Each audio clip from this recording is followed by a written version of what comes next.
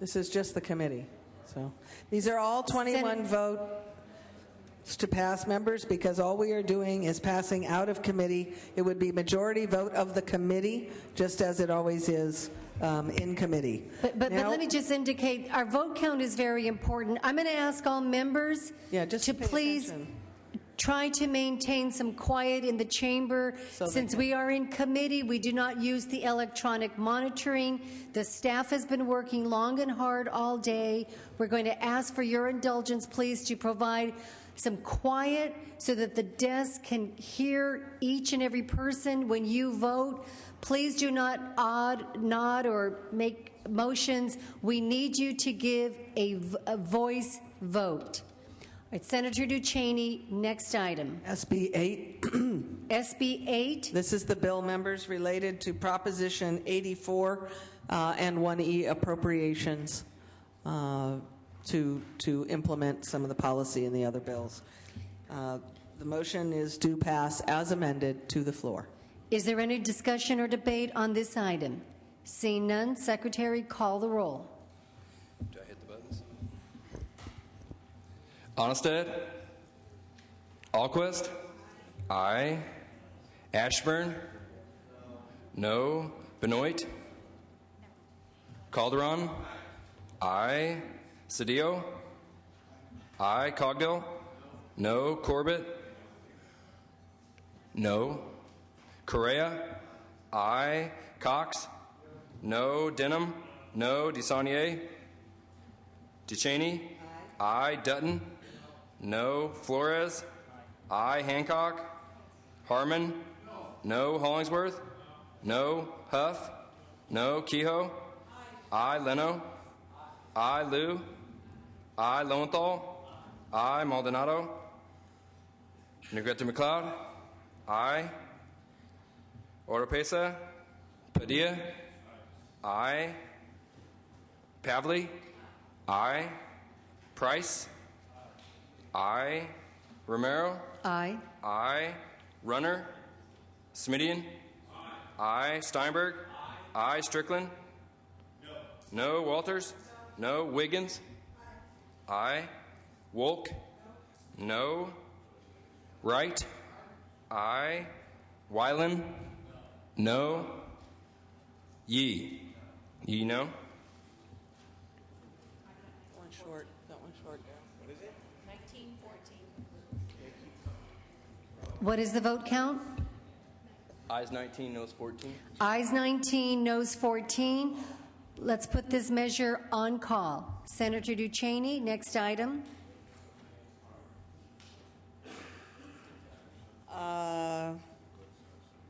SB 6. Daryl, do you want to take up the groundwater or not?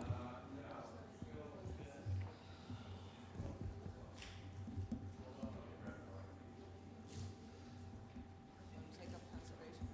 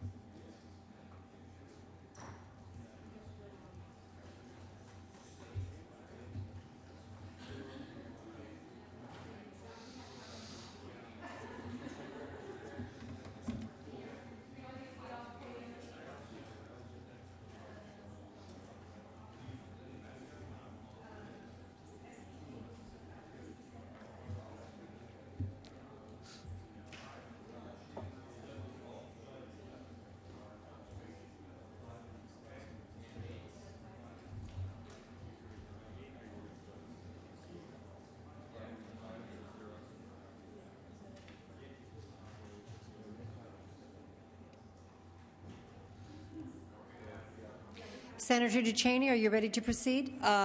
Yes, Madam President, I'd ask that we recess the committee briefly while those matters remain on call. As my understanding, both SB 5 and SB 8 remain on call. That is in correct. Committee. And we have not yet taken up SB 6, which remains in committee. And I would ask that we recess the committee into the floor and go into floor session.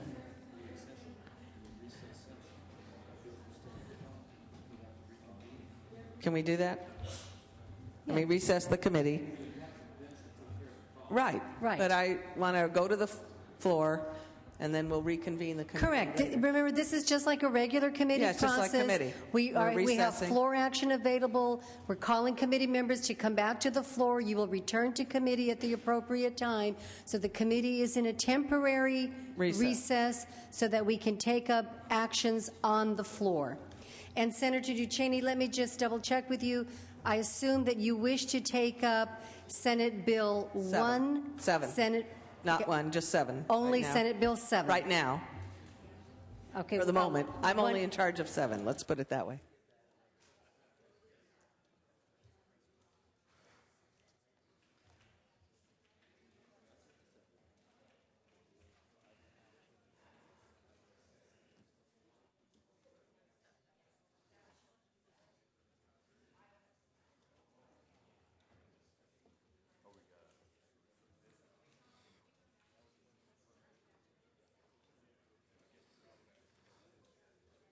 We're going back into regular 7X session. Return Senate Bill 7 in 7X. Okay, members, without objection here on the Senate floor, Senate Rule 29 and 29.3 will be waived so that we may hear Senate Bill 7 in this extraordinary session. Without objection, Senator Duchesne, for what purpose do you rise? To take up Senate Bill 7. Senate Bill 7, Secretary, please read. Senate Bill 7 by Senator Duchesne, enact relating to water. Thank you very much. Madam President, members, with all of the discussion we've had on the various issues in water in the Delta over the last couple of years, actually, and certainly intensely over the last couple of months, one issue, especially in this drought-ridden climate and the drought that we have suffered over the last few years, that needs to be part of any comprehensive water solution is, in fact, how much we conserve and how we go about doing that throughout the state. We all know, particularly in Southern California, that conservation is a major part of the water solutions for this state, and we've had different approaches to this over the years. There have been a couple of bills that have come across. Folks have stated a goal, and the governor and others have established a goal that we reduce. Can I get a little order in here? Senator Duchesne, we need to hold on this. The desk has informed me that the mock-up of this bill is not yet on the Senate floor. So we must wait on that. We are making copies of it, but we do not yet have it here on the floor.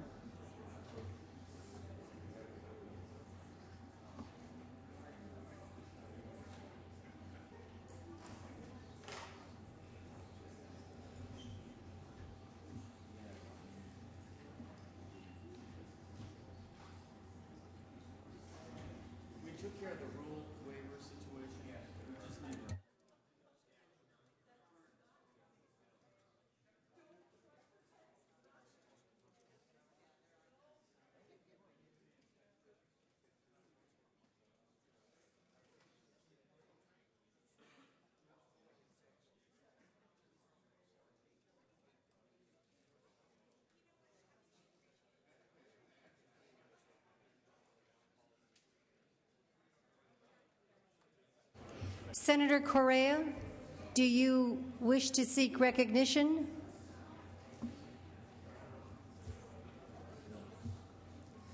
Thank you, Madam Speaker. And Senators, just wanted to ask you to join me in welcoming Allie Scribner back in the chamber. She's joining us here today on her 16th or sweet 16th birthday. Happy birthday, Allie. Happy birthday to you. Enjoy it. The next 16 will go by like a blink of an eye. I'm sure you will always remember where you were on your 16th birthday.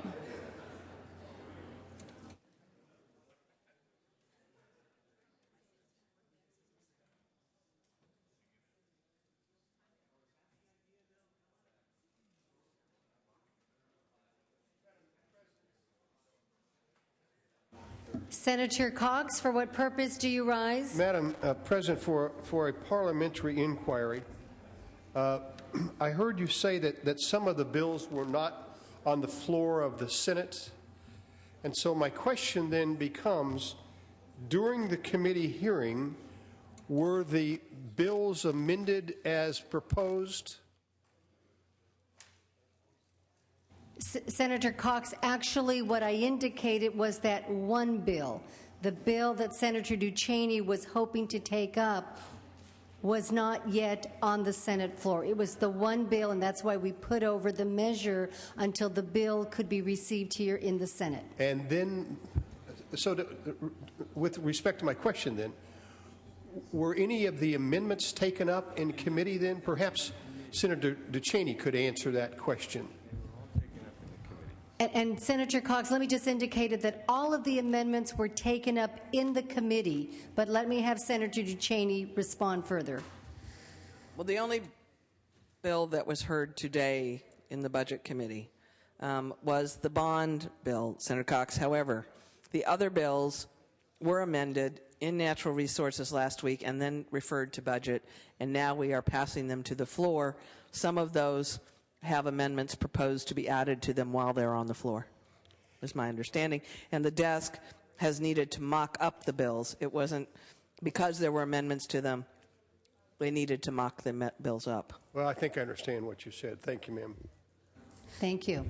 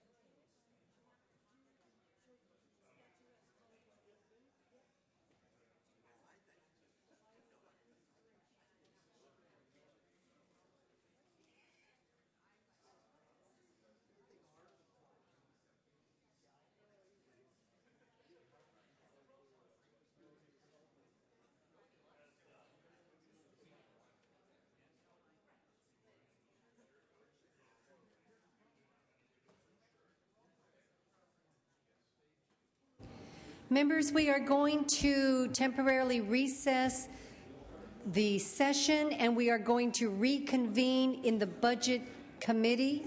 We have 2 bills that are on call in the Budget Committee. We are going to ask the Secretary to lift the call on SB 5. SB 5. Secretary, please read the absent members. SB 5. Yes, this is the water rights bill, SB 5 in the extraordinary session. Secretary, please call the absent members. Onestad, Calderon, aye. Cedillo, aye. Correa, Hancock, Maldonado, Runner, and that's it. Okay, please announce that vote. But let me hear what the vote count is, and then we'll put it on call. Okay. Ayes 18, noes 16. We replace the call. Senate Bill 8. Please lift the call on Senate Bill 8. Call the absent members. Onestad, Benoit, Desaulniers, aye. Hancock, Maldonado, Runner, and that's it.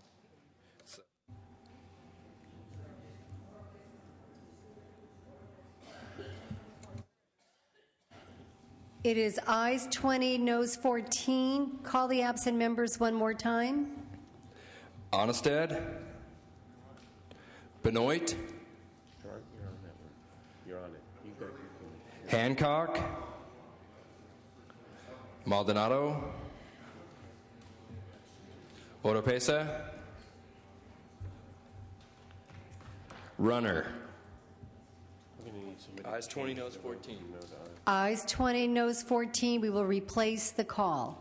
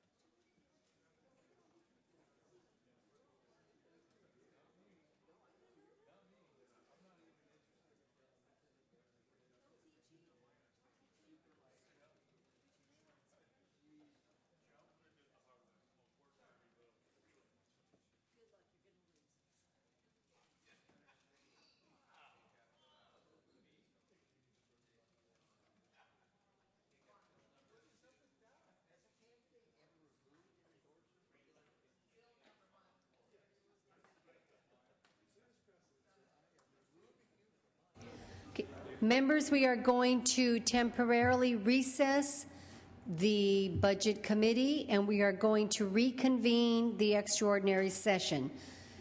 Senator Simitian wishes to take up Senate Bill 1. Is that correct, Senator Simitian?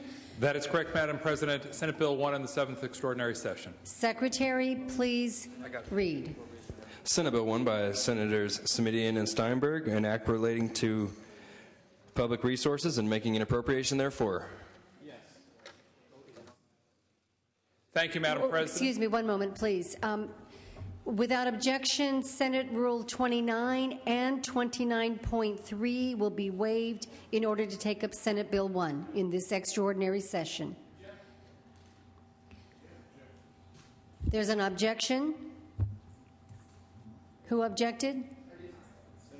Senator Cox has objected to this.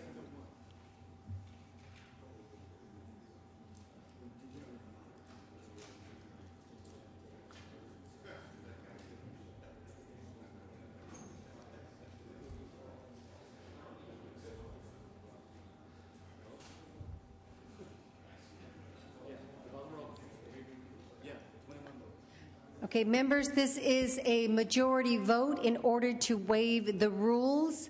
Senator Steinberg is asking for an aye vote. Senator Cox is asking for a no vote.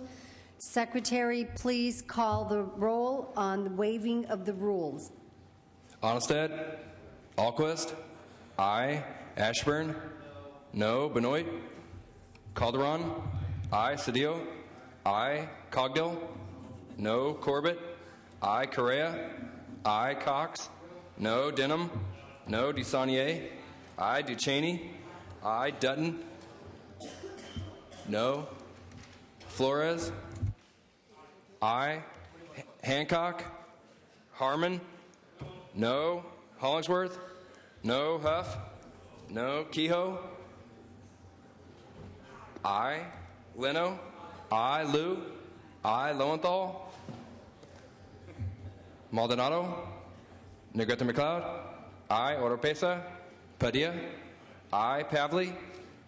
Aye. Price? Aye. Romero? Aye. Aye. Runner? Smithian? Aye. Steinberg? Aye. Strickland? No. Walters? No. Wiggins? Aye. Wolk? Aye. Wright? Aye. Weiland? No. Yee? Lowenthal, aye. Yee, aye. Ayes 23, noes 11. The rules are suspended. Senator Simidian, you may proceed with taking up Senate Bill 1. Secretary, please read. Senate Bill 1 by Senators Simidian and Steinberg, an act relating to public resources and making an appropriation therefore.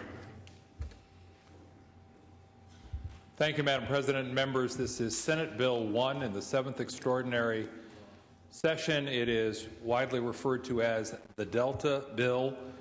Members, in deference to the hour, I will be brief, notwithstanding the importance of the topic before us.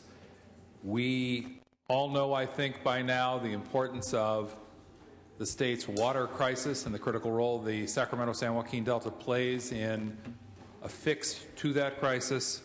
We know that the Sacramento-San Joaquin Delta is an estuary of hemispheric importance from an environmental standpoint, and we know that it's critical to the water supply serving 2/3 of this state's population. We also know that the long history of benign neglect has not served the Delta or our state well. We know that from an environmental standpoint, the Delta continues to degrade, and we know that the water supply for 2/3 of the state is at risk, and that the water quality for that 2/3 of the state is not what it could be or should be. Simply put, there are at least two things that are broken with the system of governance and the system of conveyance. This measure seeks to address both. With respect to the system of governance, members, you have heard the reports that there are more than 200 federal, state, and local agencies. Everyone wants to be in charge, but nobody wants to be accountable. The notion here is to restructure that system so that we have the 3 C's. We have a commission, a conservancy, and a council. The commission is a reformulated Delta Protection Commission. The conservancy is a Delta Protection Commission which has not only, a Delta Conservancy, which has as its mission not only the environmental protection and restoration of the Delta, but economic well-being as well. And finally, a Delta Stewardship Council, which would address the twin goals of environmental restoration and water supply, mindful always of the importance of the Delta as place. A Delta Protection Commission, a Delta Conservancy, and a Delta Council. That work in the Delta Council must, of course, be informed by sound science, so there is a science board, a water master appointed by the Department of Water Resources, but in consultation with the Council to make sure that someone is making sure we follow the rules on a daily basis. With respect to the matter of conveyance, I think it is important to say we know the existing system does not work. What is or should be an east-west estuary is being used instead as a north-south plumbing system. An ecosystem is not a plumbing system. We need to, again, allow the science to develop, require folks to take a look at all of the options available, and then make thoughtful decisions only if they can assure the continued preservation and restoration of the Delta, only if those costs are covered, not just the hard costs, but the cost of mitigation for any impacts in the Delta, as well as the costs associated with lost revenue to Delta communities and counties. Only then can that conversation go forward, fully informed by science and with all of the costs appropriately covered. Members, we know that this bill is not in and of itself the sole answer to the problems we face as a state or in the critical Delta region that is central to the problem solving we talk about tonight. There are other bills you will hear about in just a few moments, but I would respectfully ask for an aye vote on this measure, Madam President and members. It is critical with respect to issues of governance. It is critical with respect to issues of conveyance, and they are two of the things that are undeniably broken about the Delta and our system of water here in California. Senator Wolk. I represent 4 of the 5 Delta counties: Solano, San Joaquin, Sacramento, and Yolo. We are outnumbered in political representation, but we figure heavily in the water world. The San Francisco Bay, the East Bay counties, the North Coastal fishing economies depend on the Delta freshwater, and so does the population of Southern California. The Delta is the heart and soul of the California water system. Few of you have ever been there. It's a unique place. 20 miles from here, from a major metropolitan area, you can get lost in the sloughs, and you can see no one for hours. But it's also a vibrant economy. 5 counties, 27 cities, 2 ports, 4 million citizens, 500-plus species, terrific habitat, some of the best soil of the world, in the world, Class 1 agricultural soil yielding an economy of $35 billion. It's not a blank slate. The Delta must change, that we've heard, but it's been changing all the time. And the people there have tried to deal with all of that change over the years. If it weren't for Katrina, there never would have been attention paid to the levees and the struggle to protect the 500,000 people who live behind them. Every generation tries to fix the Delta, and each time without the people who live there, work there, and recreate at the table. Major efforts to fix the Delta have relied on 19th century politics, the backroom deals, usually with the water buffaloes in full charge, and a history, a sad history, of the agencies from the State Water Board to Fish and Game to the Department of Water Resources, all who failed to enforce state law, and a legislature that we do not even demand a public accounting from the State Water Project. If we were in local government and we didn't know how to account for our water utility and what they spend, we'd be thrown out of office. The fix this time is the construction of a peripheral canal, the equivalent of a 100-lane freeway, 48 miles long through prime agricultural land, including 5 2-mile-long tunnels to suck in the Sacramento River, the largest river in California. Suppose the state suggested such a project in your district and asserted its right to do so without any respect for the public vote, the legislature, or local land use. This legislation that you are voting on makes it very clear that it is your intent to take this monumental decision to build a peripheral canal out of the public's hands without any of the guarantees that were put into legislation in 1980 and 1982, despite the history of the major 1982 canal defeat, despite the cost, and despite the consequences. No authorization exists for the administration to build a canal outside and around the Delta, isolated from the Delta. But in your voting today, you will facilitate that, and all of the varied intent clauses and language that is in these bills does that. And you don't need to believe me. Westlands or Metropolitan Water District have publicly proclaimed that they believe this package paves the way for the canal. Why else would they sign on? Despite the magnitude of this proposal, the counties did not ask for a veto, nor did they ask for majority position on the council. They asked to be partners, and they were rebuffed. This is so poorly written that water attorneys will have a field day. The Stewardship Council has been neutered. It will have no say over a 50-year no-surprises plan.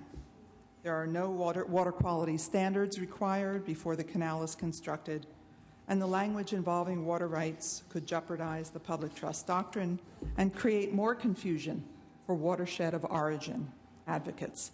It's a litigation haven.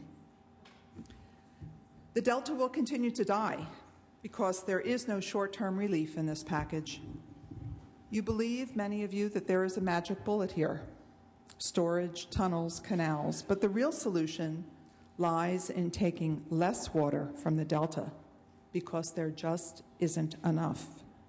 The latest analysis shows that there will be less and not more water in the Delta, in the canal. And your water bills will rise to cover the costs of a multi-billion-dollar canal. And your agencies, what they really want to do is recycling and groundwater cleanup and desalination. We have no idea what these bills cost altogether, this package. None of us does, because there's never been an appropriations hearing or finance hearing. East Bay Mud estimates that the package will cost between $52 and $78 billion, and we're going to take on more bond debt, and I'll talk about that when we get to the bond. But the Delta will continue to die. So what about the status quo? Is that really the choice? We always had another choice. We can use federal stimulus money to assist the South, Central Valley, structural unemployment, which is very serious, but is not only a function of water availability, but the collapse of the housing market as well. We have unspent bond funding that we ought to be using to reinforce the Through Delta facility. We should look at the Two Gates project and the screens and for the pumps, and to use our federal partners' willingness to become involved to clean up groundwater basins in the South and recycle. And then I think we could do the most important thing. We could open up the process to everyone: the environmental justice advocates, the farmers, cattle ranchers, rural counties, northern counties, farm workers, and let those who have not been involved, the public, have a long look at these bills. Maybe this is the right answer to all the problems, and maybe it's not. But how would we know? I ask for a no vote. Senator Denham.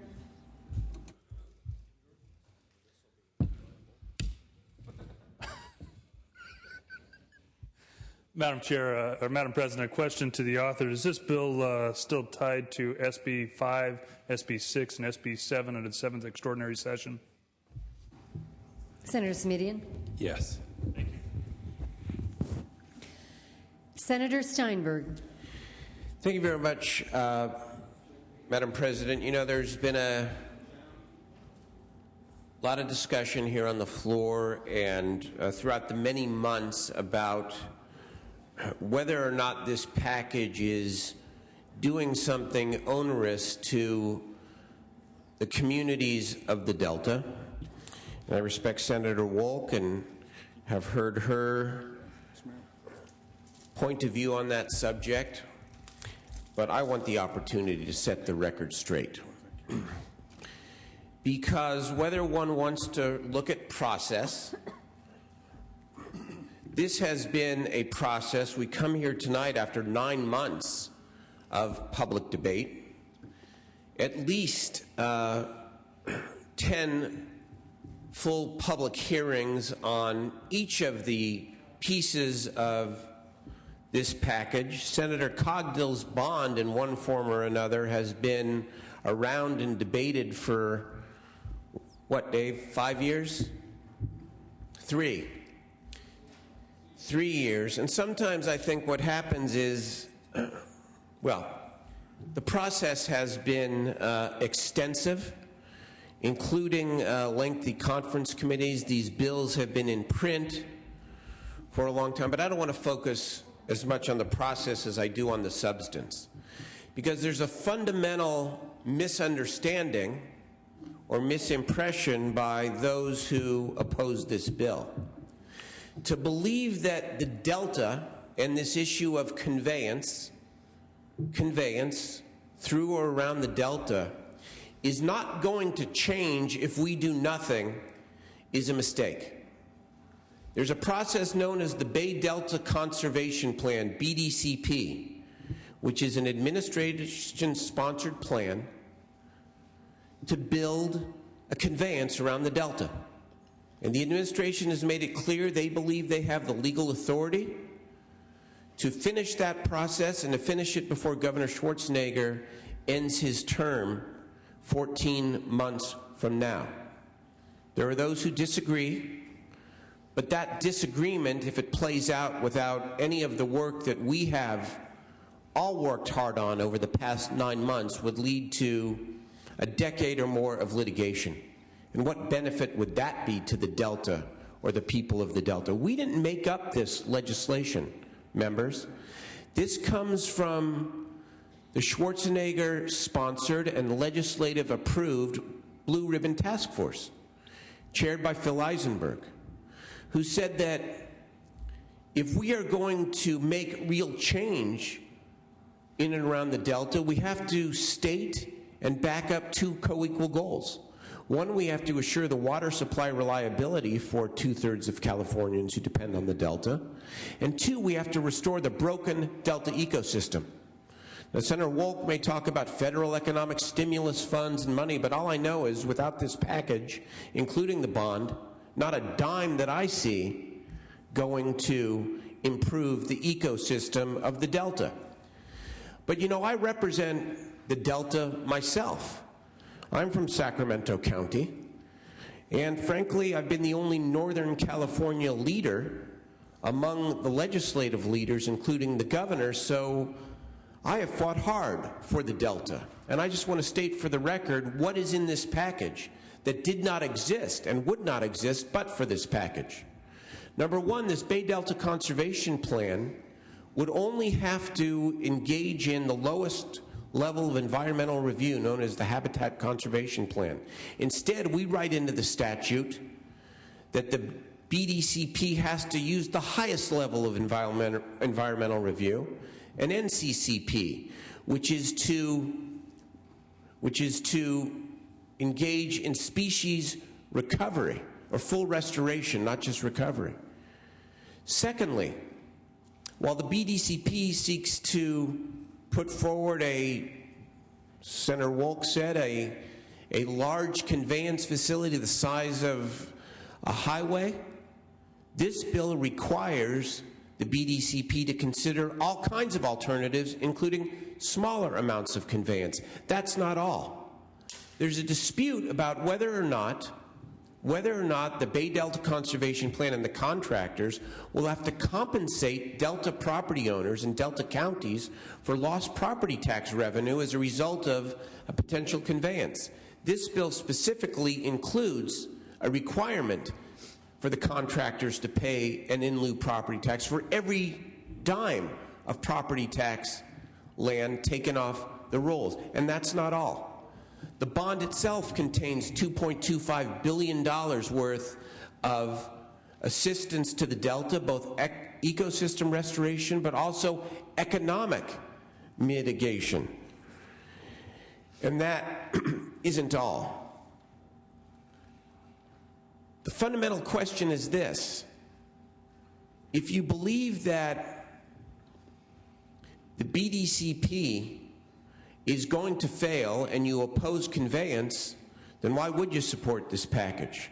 Because in one sense, this is another layer that the proponents of the conveyance have to go through.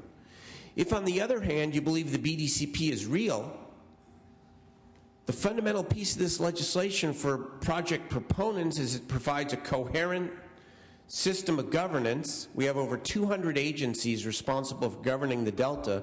The Stewardship Council will bring some coherence so that whatever is decided can actually happen without those 10 or 15 years of litigation. And if you're a project opponent, this provides a check on the BDCP. Because here's what Senator Wolk didn't tell you. The Delta Stewardship Council has the full statutory authority in this bill to determine whether or not a canal or conveyance is consistent or inconsistent with the co-equal goals I mentioned a few moments ago. And if they find that it's inconsistent, they can send the whole BDCP back to the beginning and make them start all over again. I think that's pretty darn good for the Delta.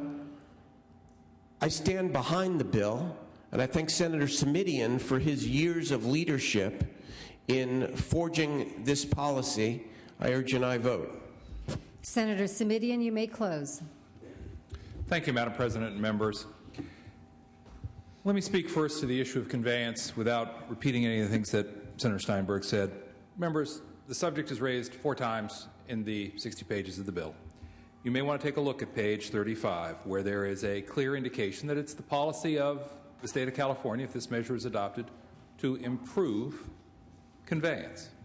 You may want to take a look at page 43, that specifically ties any change in diversion to an assessment of the flow needs of the Delta as a precondition to that conversation. You may want to take a look at page 55 that specifically says that we have to call out options, plural, for ways to deal with this challenge. And you may want to look at page 57, which specifically provides that a range of alternatives is required as we move forward with this discussion. There is no fait accompli, there is no done deal. There is instead a call for us to finally face up to the challenge, use the science we have available, and make a thoughtful, fact-based decision. Now, the point was made that it would be good to have the folks who are in the Delta be partners in this effort. So let's talk about the level of partnership, participation, and representation and get that on the record tonight if we can, please. There is a Delta Protection Commission. The size of that commission is being reduced from 23 to 15, with 7 state representatives being removed from the Delta Protection Commission, so that 11 of the 15 voting members come from within the Delta. That's not just a majority, that's a 2/3 majority on the Delta Protection Commission. What about the Conservancy? 5 of the 11 voting members, just 1 short of a majority, all come from the Delta, and there are 2 non-voting members who are representatives of the Delta from the Assembly and the Senate. So actually a majority of the total membership of the Conservancy Board will in fact come from the Delta, and of course the others may or may not come from the Delta.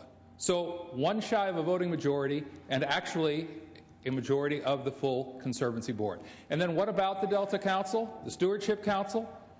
1 group and 1 group only, and that's the representatives of the Delta from the Delta Protection Commission, have formal representation on that 7-member body.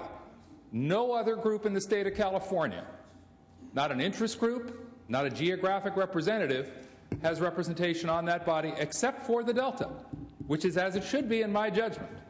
So the Delta is the only group with a formal, recognized position on the council. It has 1 vote shy of a voting majority on the Conservancy funded with state money, and it has a 2/3 majority on the Delta Protection Commission. I call that a pretty robust measure of participation by any reasonable standard.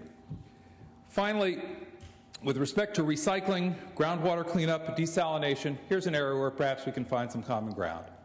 All of that's going to happen.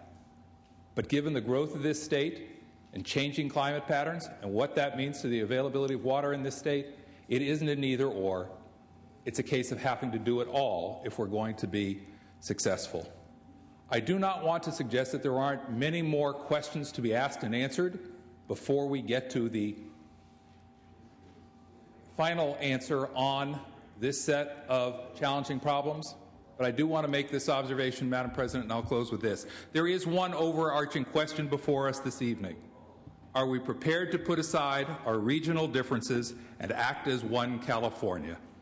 I dearly hope the answer to that question is yes, and I respectfully ask for an aye vote. Secretary, call the roll. Onnested, Alquist, aye. Ashburn, aye. Benoit, aye. Calderon, aye. Cedillo, aye. Cogdill, aye. Corbett, Correa, aye. Cox, no. Denham, no. DeSaulnier, no. Ducheney, aye. Dutton, Flores, aye. Hancock, Harmon, aye. Hollingsworth, aye. Huff, aye. Kehoe, aye. Leno, aye. Liu, I. Lowenthal. I. Maldonado. I. Negrete McLeod. I. Oropesa. Padilla. I. Pavley. I. Price. I. Romero. Aye. I. Runner. Smidian. I. Steinberg. I. Strickland. I. Walters. I. Wiggins. I. Wolk. Wolk, no. Wright. I. Wyland. I. Yee. Yee, no. Madam President, ayes 29, noes. Ayes 29, noes 5. The measure is passed.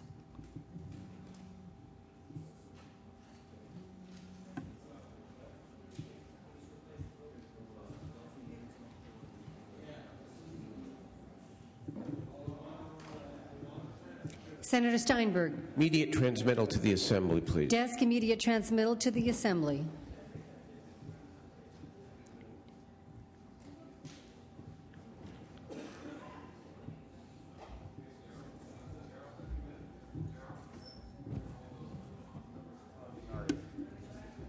Okay. Hold the bill at the desk, please, until the next item is taken up. Okay? Okay, desk will note. Thank you. Senator Duchesne. Yeah, permission to return to the Budget Committee. Okay, members, we are going to recess the Senate session, go back into the Budget Committee. So that we may take up SB 2, which I understand is now out on the floor in mock-up form, which is the bond bill by Senator Cogdill that was heard in the Budget Subcommittee earlier today. I understand that version, as amended in committee, is now available and being distributed, and would ask that we do pass, as amended, that bill to the floor. This is committee. Yes, we are in committee. Sergeants, have you passed out the measure? They got to fix the board, so it's in committee.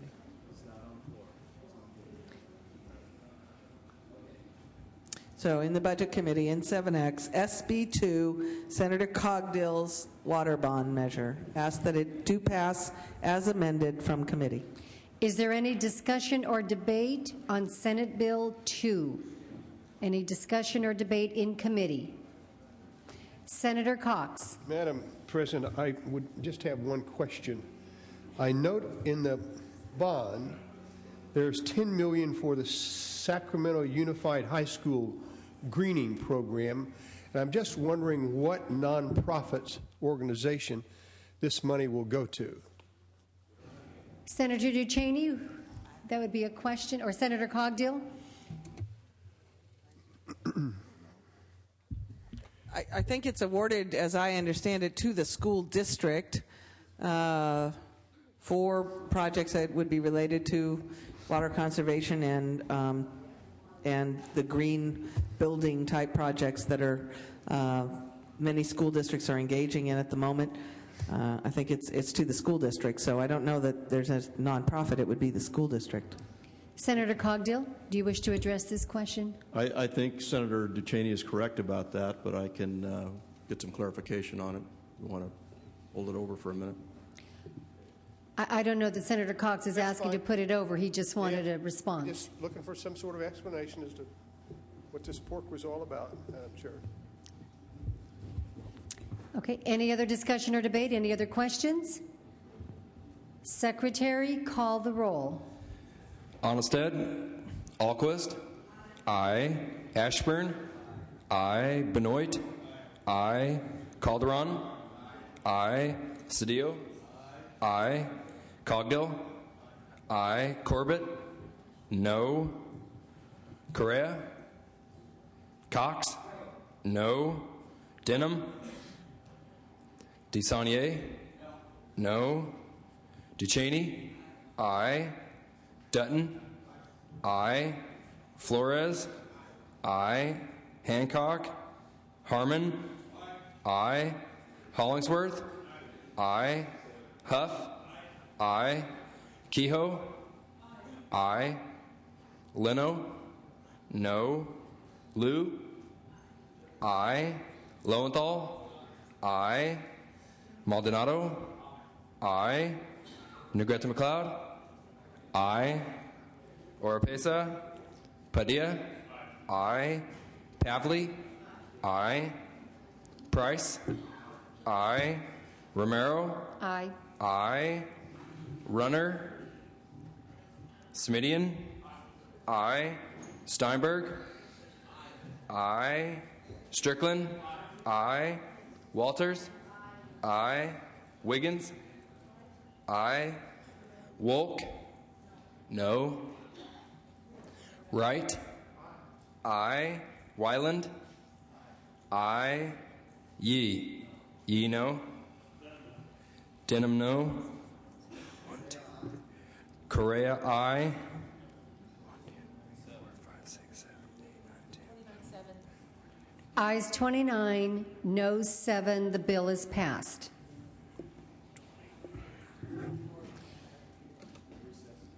Okay, members, we are now going to recess the Budget Committee and return to our extraordinary Senate session.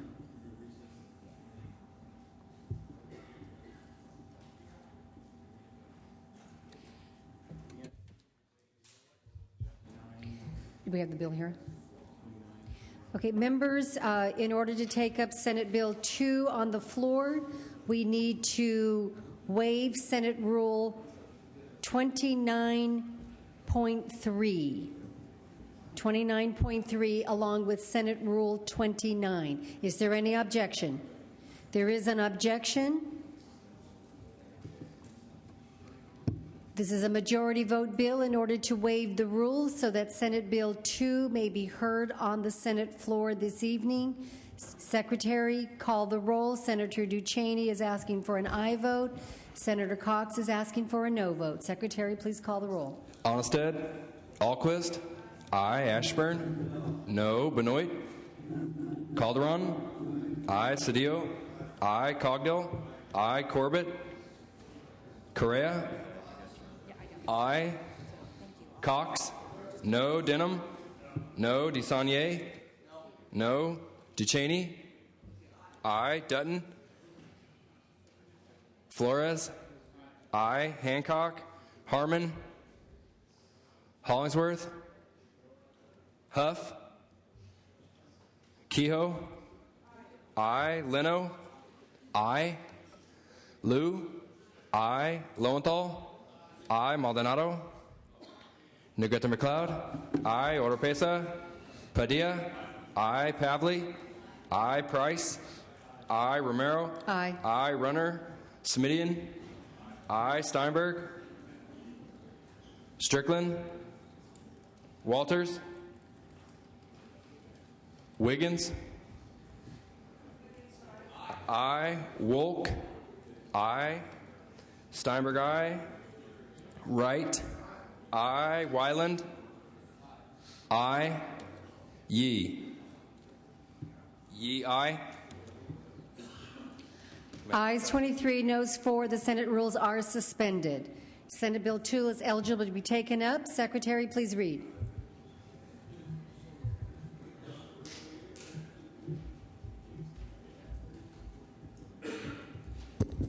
Senate Bill 2 by Senator Cogdill, an act relating to a safe drinking water and water supply reliability program by providing the funds necessary, therefore through an election for the issuance and sale of bonds of the state of California and for the handling and disposition of those funds and declaring the issue thereof to take effect immediately. Senator Cogdill. Thank you, Madam President and members. This is truly a historic evening to be able to take up this bill, one that I have to admit I at times didn't think I'd ever live to see. But very pleased, obviously, to be here this evening and to be able to present this bill. And before I get too far into the details, I want to take the opportunity to thank some people that have worked so very hard for all these years in trying to get to this point. And certainly first and foremost among them, I think we need to recognize the hard work of the governor and the fact that he, years ago, dedicated himself to this particular effort to make sure that we could come forward at some point with a comprehensive water bond that would deal with the myriad of issues that we have relating to an antiquated water system in this state. And his demand and steadfastness of saying it has to be comprehensive, it can't be done piecemeal, it's going to take a number of tools, and he wanted to see a bill that would do that, and we certainly have agreed with him, obviously, and have been working now for a long time to get here. And certainly, I want to acknowledge the hard work of our President Pro Tem, Senator Steinberg. We wouldn't be here this evening if it wasn't for the hard work that he's put into this effort and the dedication that he's shown, again, on a comprehensive solution to the water problems of this state, and I personally want to thank him for all that hard work. And certainly our leader on the Republican side, Dennis Hollingsworth, again, for his countless hours of dedication to getting us to this, again, historic moment. I also want to take time to acknowledge, we all have phenomenal staff, and we certainly can all agree on that. But I have a certain staff member that I want to take this opportunity to personally thank and acknowledge for all of her hard work, extremely hard work, and that's Erin Guerrero, and I know you all know her. Erin's in the back. Please, yes, give her a hand for all of that. She's going to kill me for that, I'm sure, later, but she's nodding her head. I really felt that needed to be done, and certainly all the hard work that the Pro Tem staff and really everybody has put into this. This bond is now $9.99 billion. It's very comprehensive in nature. There are 12 chapters in it, all dealing with different needs. A lot of input has gone into this. Certainly, one of the things that we feel is so very important as one of the major components is Chapter 8, which includes $3 billion of public benefit money that can go for the development of surface water storage and other storage options that may prove worthy. And this is something that, again, is in that category of historic and something that we believe is very important and a key component to a comprehensive system moving forward. But above and beyond that, the other money that's there will help with groundwater cleanup, something that is certainly needed in Southern California and other parts of this state. Improved conveyance systems, both on the local and statewide basis. This doesn't include any money for the peripheral canal, but it does certainly provide money, as the Pro Tem mentioned, to deal with the environmental work needed in the Delta in order to facilitate improved conveyance. There's also money that will deal with integrated regional water management plans and the important work there in order to, again, create the kind of comprehensive system that will provide us to provide water for the 50 million plus people that we know are coming to this state very soon. We have a system that was built for 18 million people.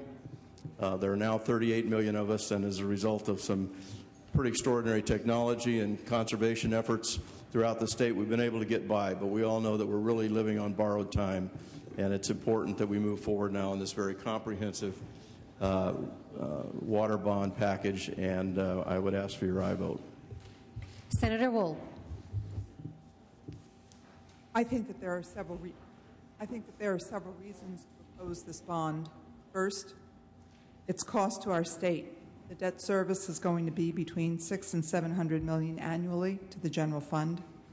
And if that were the only debt we had, that would be reasonable, but it isn't.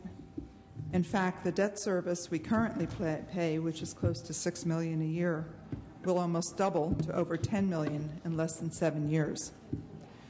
This is at a time when no economic forecaster is willing to suggest that we are coming out of this deep recession in California in the next 2 or 3 years, but there is more. According to the LAO, our outstanding and unissued debt is over $130 billion. And how can we justify adding to a debt when we're unable to account for the current debt and sell the bonds that we have? And all of this is on the general fund. The Treasurer issued a report recently in which he spoke to this issue. The current debate about how to finance improvements to California's water infrastructure provides a timely and pressing case study. Some have suggested paying the entire cost with state obligation bonds, which this is, which must be repaid from the general fund. But this report makes clear that further increasing the general fund's debt burden, especially in the next three difficult budgets, would require cost cutting even deeper into crucial services already reeling from billions of dollars in reductions. The case for user funding for most water system improvements is compelling, both as a matter of equity and fiscal prudence. And the structure of this bond is more of the same. In fact, the bond is not tied to the policy, which is a major problem. But one interesting thing that was added, along with a number of projects for different parts of the state in order to move this forward, was a requirement that there be a 50% cost share for mitigation. For mitigation, that should be the responsibility of those who create the projects. They're off the hook, and the Delta counties and Delta sustainability portion will be on the hook for that 50%. That's like telling a crime victim that there is a restitution fund available, but you have to pay half of it. Shame on you all who support this. There are real costs to our state. The letters from SEIU and the CTA who oppose this bond have shown some of the cuts that are pretty dramatic. The public does not support this bond, and the list of organizations is growing by the day. How do we expect to pass this bond? The real cost of the water package is still not clear. So if there's a $10 billion bond and the estimates are somewhere between $58 and $78 billion for the cost of this package in its entirety, where's the rest coming from? Your ratepayers, or nowhere. From groundwater to recycling to cleanup, these projects will languish while we continue to cut services. Shame on all of us. I urge a no vote. Senator Maldonado. Madam President, members, it's been 30 years the state of California has been debating water in California. I was 12 years old, Madam President. We're still debating water. And for 30 years, I believe that water has been caught up in this notion of politics and partisanship. And in the meantime, we've let wells go dry, we've let farms go fallow, and we've even let people lose their jobs in the Central Valley, all because what I believe is that we're afraid to govern here in California. And so if you don't get everything you want, what we do here in Sacramento is you do nothing. You do nada. So here again, there's some of us who are going to be casting a vote that we really don't like, or it might be unpopular to some, but I really believe it's a very important issue for all the people of California. I feel, Madam President, that there's a lot of members who've been afraid to come up with a water agreement. The question is why? I say no more. I refuse to turn on the TV and see lines at a food bank in the Central Valley. Lines of farm workers in a line because there's no jobs. Lines of farmers in the food lines because their crops are dying. And of course, all of their families in the same line because no jobs and no work. And I refuse to hear from all my farmer friends who tell me that their crops are dying because we have no water. This weekend, Madam Chair, I was in San Ynez, California, and a farmer came up to me, a pretty large farmer, and he said to me, "What's going on with the water deal in Sacramento?" And I said, "You know what, we're working hard, but we're hung up on a couple of little things." And he said, "Well, what's that?" And I said, "Well, we're hung up on water rights, and we're hung up on monitoring." And he says, "Well, Abel, my well's dry already." And I think what he was trying to tell me is, get the job done. And that's what we're here for, to get the job done. So for us to sit here and to not get the job done, it's only going to continue to cripple my home state of California. So, members, I also know that in this chamber there are some folks that worry about the election process in California. And that's fine, because a lot of people do. But let me share something with you. Those people in the Central Valley today are worried about their paycheck this coming Friday. They got it tough. They got it hard, and we need to help them. Our state is dying a slow death from dehydration, and I say enough. If my dad was here today, Madam Chair, he would say, ya basta. Let's move forward. So today I believe the recovery starts. This isn't about Democrats, and this isn't about Republicans, and this isn't about the northern part of California or the southern part of California. This is about the people of California who need water, and that's everybody. So once again, we're going to cast votes that are hard, and some will refuse, but I must say to you that the people that worked on this bond for quite some time worked very, very hard. And they've come up with a package, because it's a whole package if you really think about it. Senator Denham was right. They're all connected. At the end of the day, this state cannot fail. And we need to compromise. And we don't need, I'm not asking anybody in this chamber to compromise on their principles. But I'm asking everybody in this chamber to vote for this principal compromise that's been worked out for the people of California. You know, I've been here for 11 years. In 11 years, I've seen 4 water bonds go through my desk. 2 by Senator Mike Machado. I saw one by Assemblymember Nunez, and I saw one by Senator Parada. All on the notion that we're going to get storage water someday. Well, here we are. Here we are tonight with a bond measure and a package that creates more water for the people of California. Now, I know that some folks won't like it because you're not getting everything. Well, my friends, you're never going to get everything. And if we continue to ask for everything, it'll just be the same pattern of dysfunction that we have in California. There's a reason we're polling 13% in this state. We're not getting the job done. Do I like everything in this bill? Or these bills? No. I don't think everybody here is happy with all the bills. No one does. But it's the best that we can do under the circumstances that we have. My friends, it's called a compromise. It's water for California. Let's get it done. Senator Benoit. Thank you, Madam President. I won't repeat a lot of what's been said, but I did want to make a couple of comments. First, I'd like to thank my good friend, Senator Cogdill. I sat on the floor with him in the Assembly for a number of years. We worked very closely together. I don't think there's anybody in the room that would question that he's one of the most honest brokers in the building. Certainly has devoured this policy. It's not a matter of casual look. He's spent years studying this issue.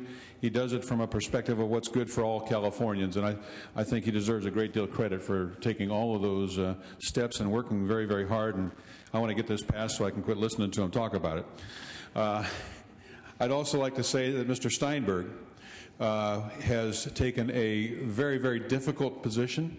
I think that as I drove in this morning and I saw some of his constituents on the sidewalk with your name, it was not a campaign sign, but it was clear that some folks are not real happy about that. But I think that he's put the best interest of the state of California ahead of that of maybe even his own political situation, and I respect that, and I think it's important that we take note of that.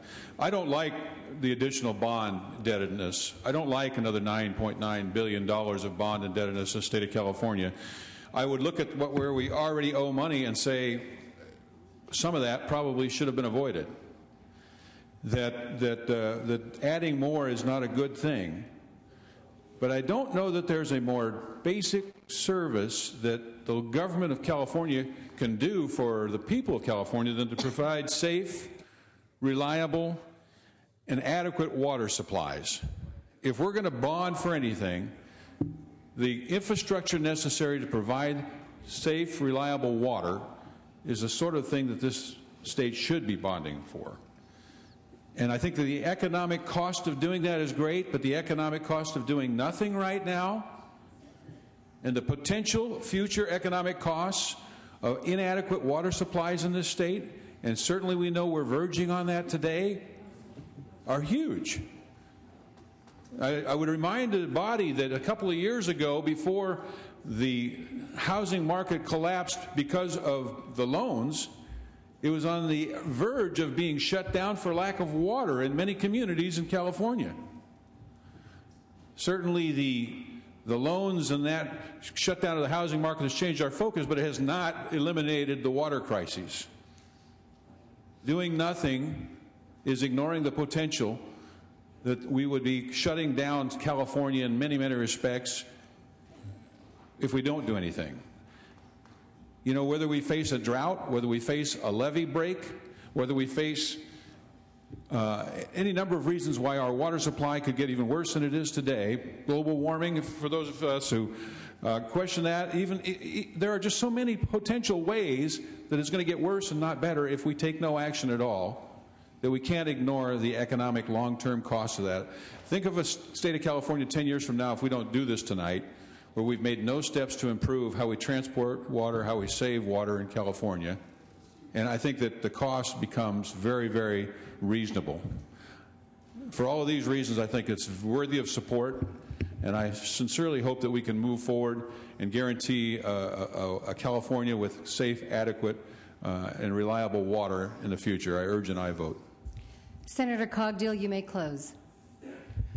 Thank you again. I just wanted to address some of the concerns that have been raised about the financing and the impact on the general fund, and point out that we certainly listened to those concerns, and I think structured this bond in such a way to be as responsible as we possibly could. The way the bond is written, no more than half of it can be issued before the year 2015. Finance today in the committee meeting testified that the impact on the general fund over the next 5 years from the debt service that will be created as a result of this bond is minuscule.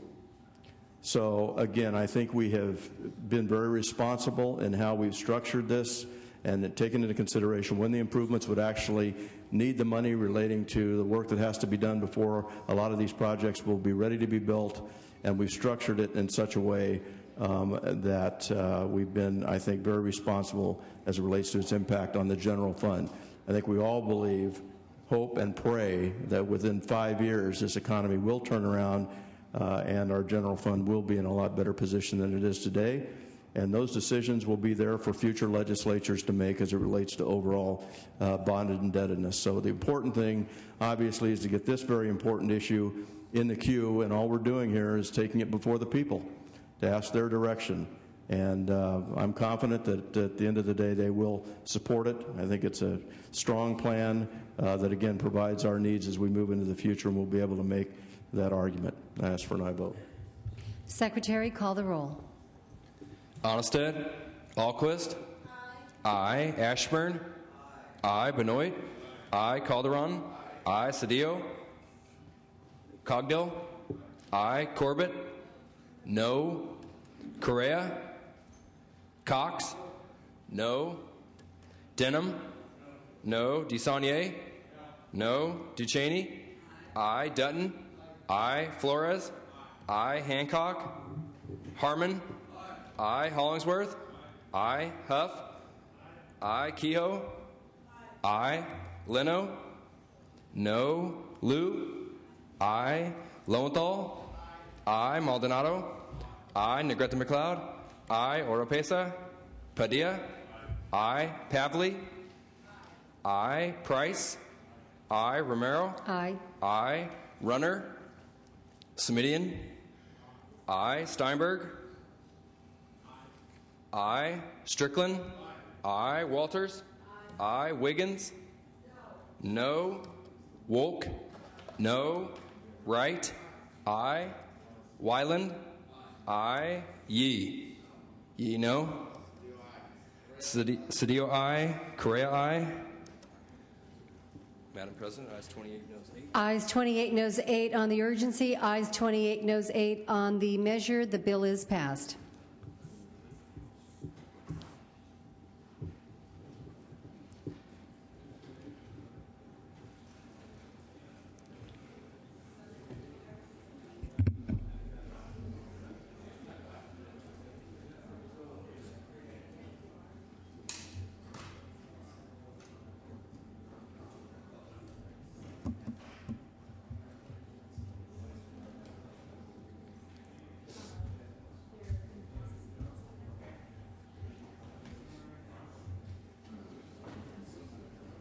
Senator Duchesne, for what purpose do you rise?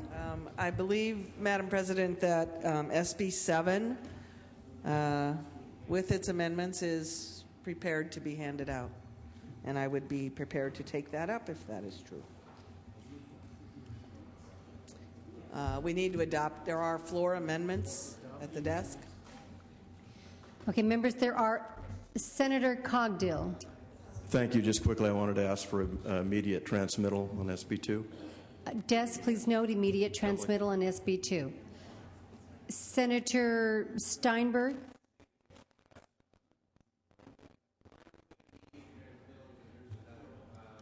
Transmittal of SB1. Thank you to the Assembly. Seems the Senate is bonding tonight, right? I have one other thing. One other item. Sorry. On SB2, I request permission to submit a letter to the Journal to clarify a minor point. This has been cleared with the other side of the aisle. Please bring to the desk. Without objection.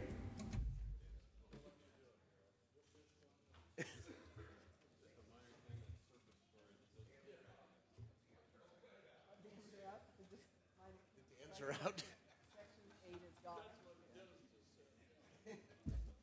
Section 8 is out. Good.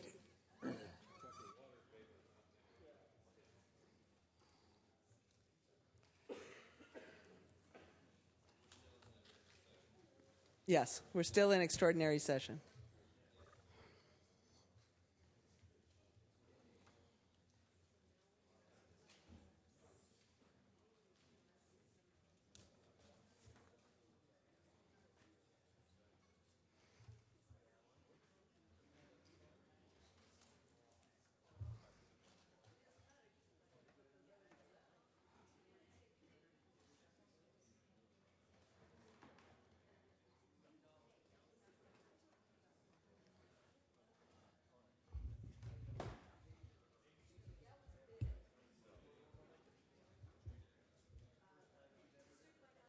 Okay, members, we're ready to take up Senate Bill 7. There are amendments that need to be adopted without objection.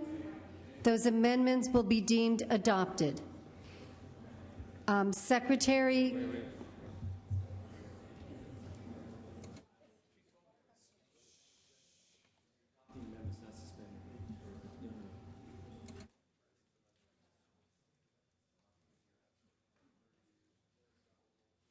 Senator Cox. Object. Okay, let's go ahead and call the roll on the adoption of the amendments. Senator Duchesne is asking for an aye vote, and Senator Cox is asking for a no vote. Secretary, please call the roll on the adoption of the amendments. Onnested? Alquist? Aye. Ashburn? No. Benoit? Calderon? Aye. Cedillo? Aye. Cogdill? No. Corbett? Correa? Aye. Cox? No. Denham? No. DeSaulnier? Duchesne? Aye. Dutton? No. Flores? Aye. Hancock? Harmon? No. Hollingsworth? No. Huff? No. Kehoe? Aye. Leno? Aye. Liu? I, Lowenthal. I, Maldonado. I, Negrete McLeod. I, Oropesa. Padilla. I, Pavley. I, Price. I, Romero. I, Runner. Smidian. I, Steinberg. I, Strickland. No, Walters. No, Wiggins. I, Wolk. I, Wright. I, Weiland. No, Yee. Yee, aye. Ayes 22, noes 11. The amendments are adopted. Hollingsworth, no to aye. Strickland, no to aye. Harmon, no to aye. Ayes 25, noes 8. The amendments are adopted. Senator Duchesne, do you wish to take up Senate Bill 7 at this time? Yes, ma'am. Secretary, as please. Amended. As amended. Secretary, please read. We have to waive Senate Rule 29.3. And members, we do, since it's now on the floor, we must, in order to take up Senate Bill 7 as amended, we must waive Senate Rules 29 and 29.3. Is there an objection? There is an objection. It takes a majority vote in order to suspend these rules, to waive these rules. Senator Duchesne is asking for an aye vote. Senator Cox is asking for a no vote. Secretary, please call the roll. Onnested. Alquist. Aye. Ashburn. No. Benoit. Calderon. Aye. Cedillo. Aye. Cogdill. No. Corbett. Aye. Correa. Cox. No. Denham. No. DeSaulnier. Duchesne. Aye. Dutton. No. Flores. Aye. Hancock. Harmon. No. Hollingsworth. Huff. No. Kehoe. Aye. Leno. Aye. Liu. Aye. Lowenthal. Aye. Maldonado. Aye. Negrete McLeod. Aye. Oropesa. Padilla. Aye. Pavley. Aye. Price. Aye. Romero. Aye. Aye. Runner.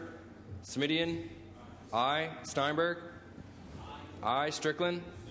No. Walters. No. Wiggins. Aye. Wolk. Aye. Wright. Aye. Weiland. No. Yee. Yee, aye. Ayes 22, noes 10. The Senate rules are suspended. Secretary, please read.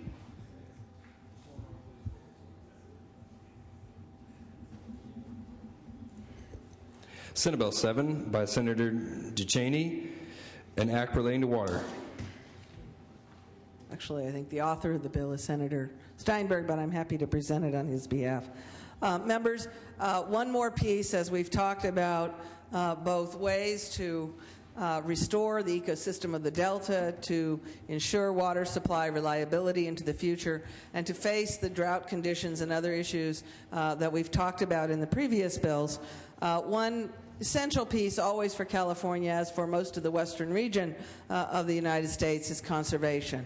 We have to be clearer, more aggressive in being sure that all of us are doing everything we can to use water, what water we have, as efficiently as possible.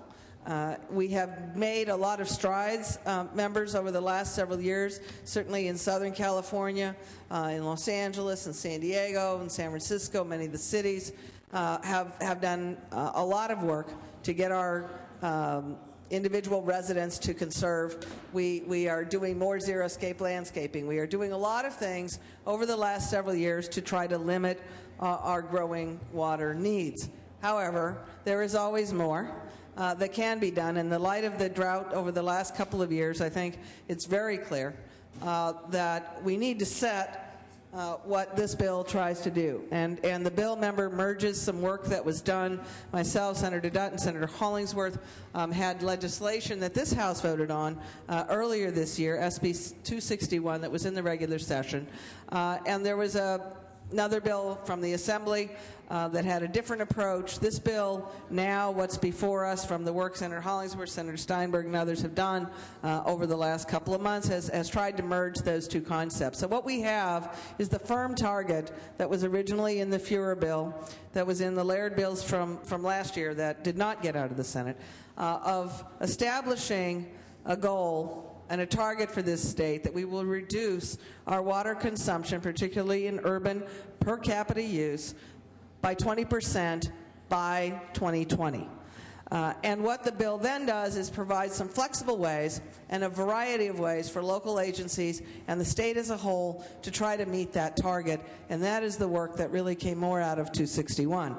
The bill establishes 4 different paths by which folks can meet this target, and has addressed many of the issues in some of the earlier versions people saw, I think, before September, that caused great concern to some of the processed water users, some of our manufacturers, our high-tech industries, and some of our agricultural users.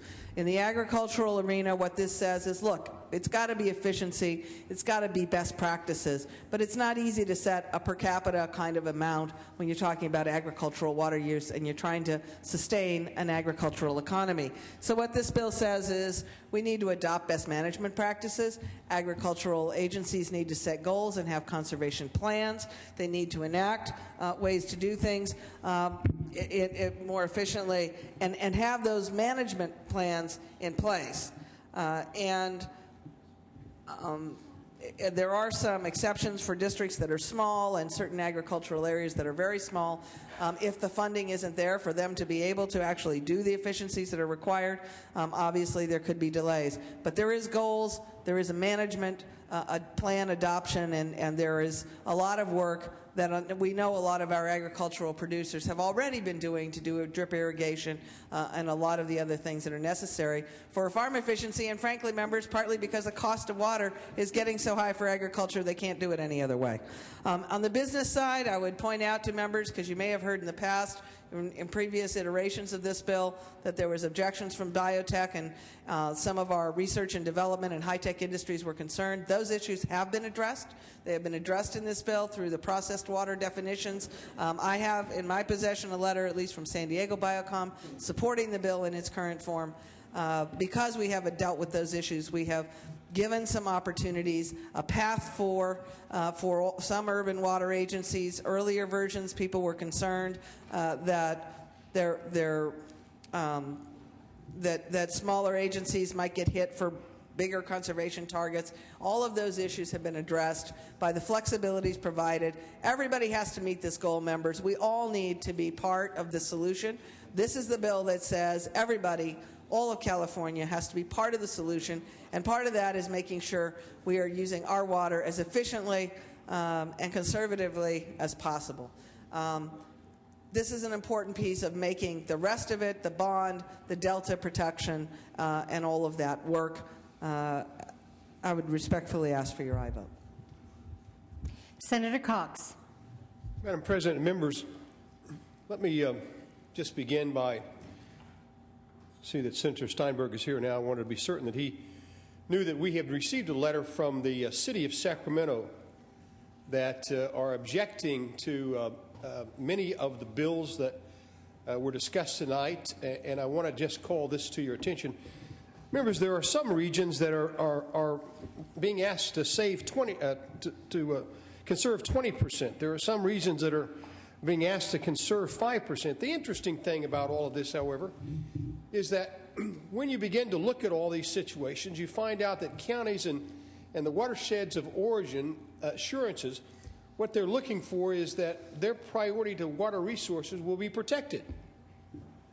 I appreciate the fact that when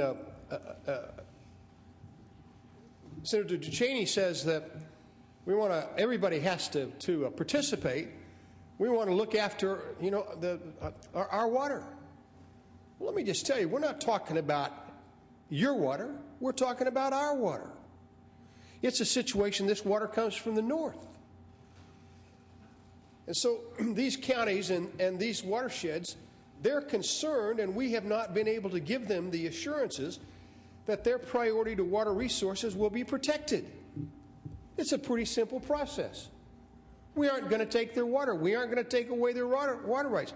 But do you think that the legislation does that? The answer is no, it doesn't. Unfortunately, the legislature as it stands now, they write on, fails to provide these assurances, notwithstanding our numerous offers of amendment. And then it goes on to say that the Delta Governance Bill would require the State Water Resources Control Board to develop Delta flow criteria. And that just makes everybody who's had anything to do with water just crazy. Crazy from the standpoint there's no doubt in their mind that the objective is to take the water. Not only to take the water, but to take the water rights. A key component of the state's water management and upstream flow studies are on an unreasonably accelerated timeline, because that bill would provide assurances to both environmental interests and Delta export interests. There seems to be one source of water that would suffer serious negative impacts: the versions from upstream water users. So it's about taking the water from the people who have the water and giving it to somebody who wants it. And so, members, I rise in opposition and ask you to vote against this. This is a pretty simple situation. You can't take water rights away from somebody who has water rights and give them to somebody else. Ask you vote no. Senator Duchesne, you may close. Thank you very much, Madam President. I would respectfully disagree that this bill, in fact, takes away anybody's water rights. Certainly some of the agencies who have been already very aggressive in their conservation over the last few years are given a path under this bill, because one of the things when you get to this conservation, and I know in my neighborhood, as we entered the drought rationing that's going on in San Diego at the moment, drought-related rationing to households, people said, well, wait a minute, if I'm already been conserving and doing all of the things that I can to make my water use as low as possible, how can you come and ask me to lower 20% and the guy next door who's been wasting water also only has to lower 20%? That same discussion is the discussion that members that I think happened in this bill. It's why it now has multiple flexible paths. It's why we dealt with the amendments, in fact, that were just adopted, restricts how any of this could be used in waste and unreasonable use proceedings, which are the water rights affecting proceedings. This can't be used that way. These are mostly targets, and the only penalty to agencies that aren't on the path and aren't meeting the targets is that they would not be eligible for the bond funds and grants and some of the other state programs. Now, obviously, we don't want to make that an incentive for them to not comply, but this does not have onerous penalties. There is no water rights penalty in this bill. It is an aggressive goal, and it creates paths which, together with the funding from Senator Cogdale's bond, creates opportunities for districts throughout the state to do appropriate conservation. Just because you have an area where there is more water than another still doesn't mean that as a state in California we need to be as efficient in conserving our water resources and using them as effectively as possible. I would continue to ask for your aye vote. Secretary, please call the roll. Onnested? Alquist? Aye. Ashburn? No. Benoit? Calderon? Aye. Cedillo? Aye. Cogdill? No. Corbett? Aye. Correa? Cox? No. Denham? No. DeSaulnier? Duchesne? Aye. Dutton? No. Flores? Aye. Hancock? Harmon? No. Hollingsworth? No. Huff? Kehoe? Aye. Leno? Aye. Liu? Aye. Lowenthal? Aye. Maldonado? Negrete McLeod? Aye. Oropesa? Padilla? Aye. Pavley? Price? Aye. Romero? Aye. Aye. Runner? Smidian?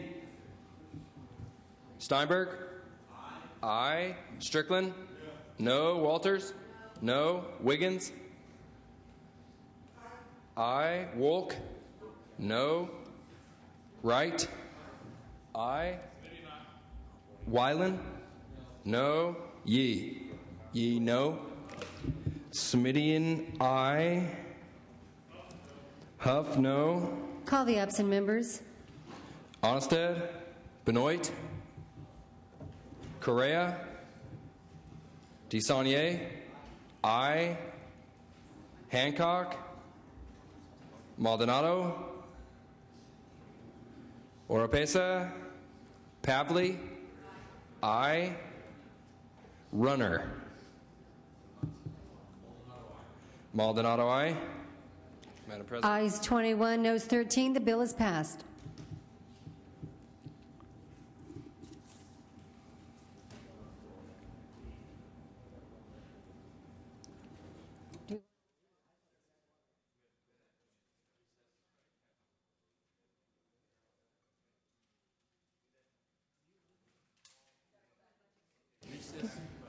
Members, we're going to recess the Senate floor session and reconvene the Budget Committee. We have a couple of bills on call. Members, we're going to lift the call on SB 8. Please call the absent members on SB 8 in committee. On Prop 84 issue. Yes, right now the count is ayes 20, noes 14. This is a majority vote bill out of committee. Onnested, Benoit, Hancock, Maldonado, Maldonado, aye. Oropesa, Runner. That's it. Ayes 21, noes 14. Ayes 21, noes 14. The bill is passed out of committee.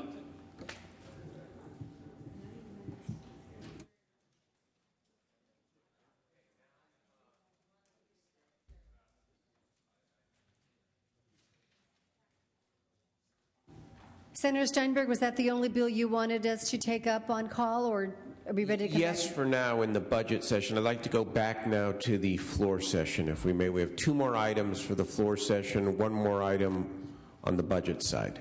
Okay, members, we are going to recess out of the Budget Committee and return to the Senate session so that we may now take up Senate Bill 8.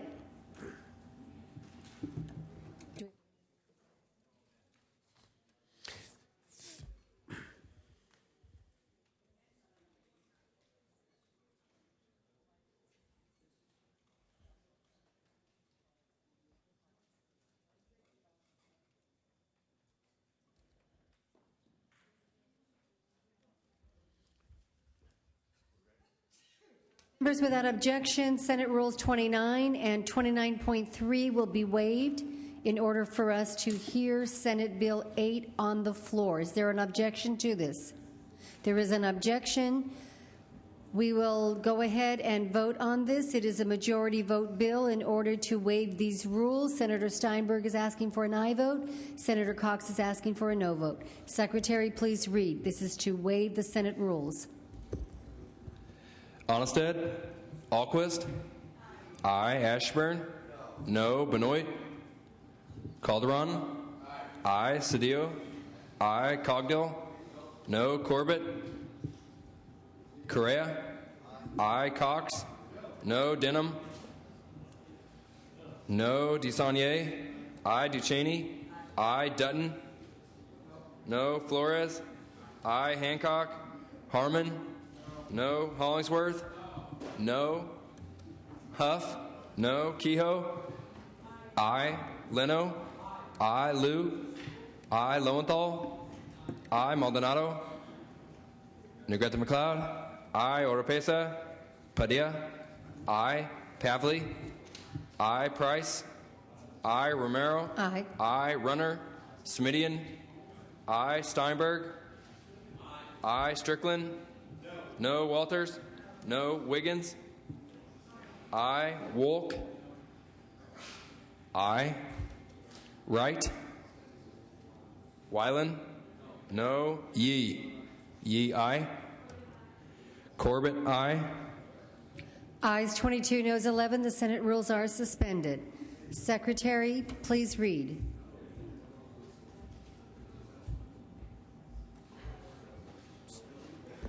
Senate Bill 8 by Senator Steinberg, an act relating to water and making an appropriation therefore. Senator Steinberg. Thank you very much, Madam President. As you know, back in, I believe it was 2006, the voters passed Prop 84, and there are still significant dollars that have not been appropriated, and given that we are passing, hopefully, this comprehensive package, it's appropriate to look at 84 and appropriate some of this money to get a head start on all the work that needs to be done. So this bill would appropriate $546 million from various funds authorized by Prop 84 as follows. $250 million for support projects that would reduce dependence on the Delta for water supply. $202 million to reduce the potential for levee failures that would jeopardize water conveyance. $70 million to provide grants for stormwater projects, and $24 million to provide grants to local agencies to develop the higher level of environmental review, otherwise known as the NCCP, in and around the Delta. I ask for an aye vote. Is there any discussion or debate? Seeing none, Secretary, call the roll. Onnested, Alquist, aye. Ashburn, no. Benoit, Calderon, aye. Cedillo, aye. Cogdill, no. Corbett, no. Correa, aye. Cox, no. Denham, no. DeSaulnier, aye. Duchesne, aye. Dutton, Flores, aye. Hancock, Harmon, no. Hollingsworth, Huff, no. Kehoe, aye. Leno, aye. Liu, aye. Lowenthal, aye. Maldonado, Negrete McLeod, aye. Oropesa, Padilla, aye. Pavley, aye. Price, aye. Romero, aye. Aye. Runner, Smidian, aye. Steinberg, aye. Strickland, no. Walters, no. Wiggins, aye. Wolk, no. Wright, aye. Wyland, no. Yee, no. Maldonado, aye. Ayes 21, noes 12. The bill is passed.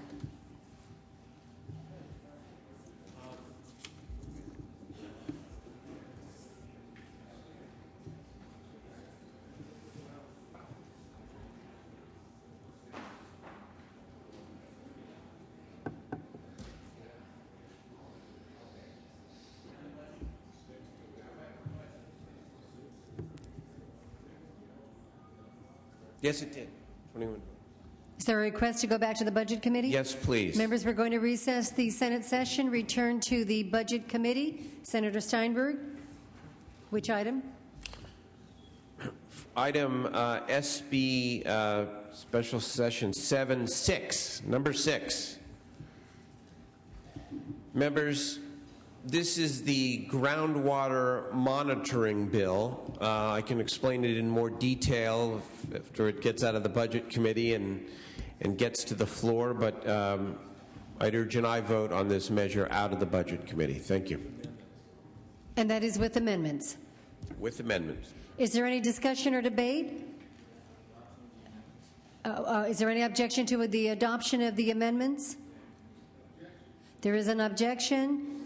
21 vote to adopt the amendments. Secretary, please call the roll.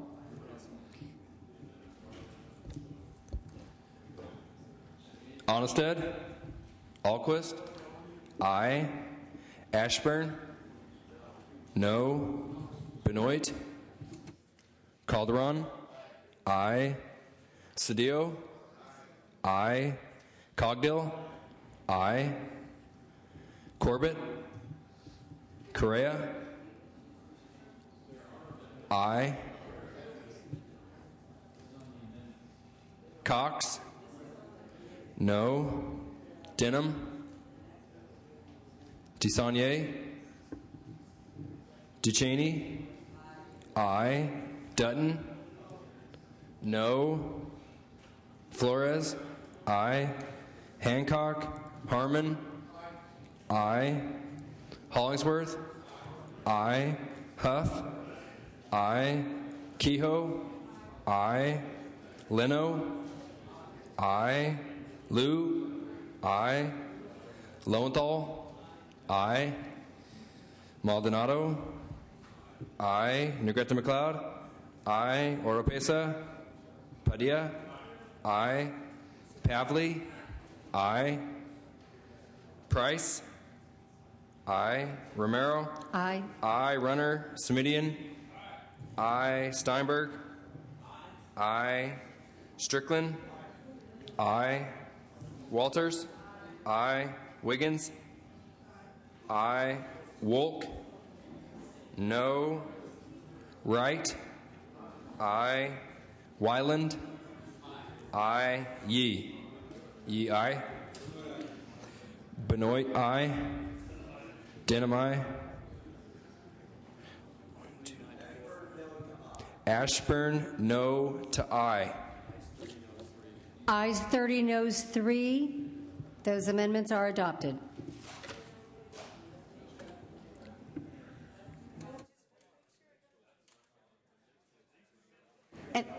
And it's due pass to the floor.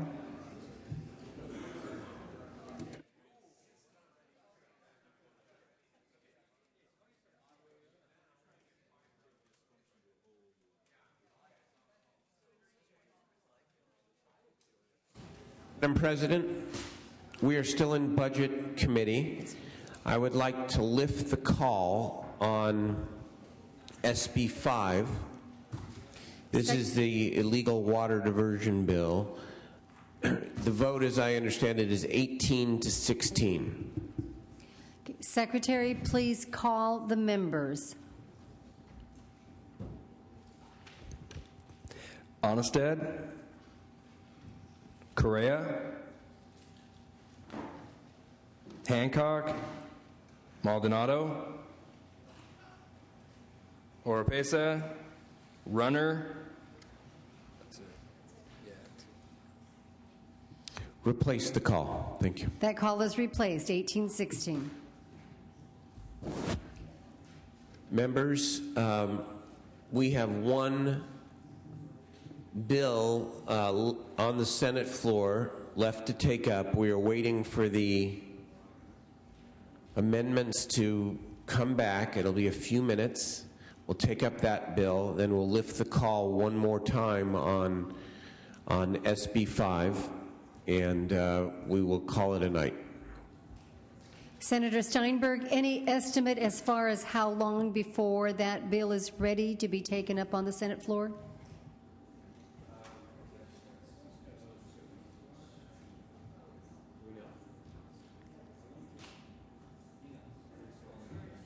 And just so that we can let folks know, do we want to stay on the floor? Can they recess for a bit?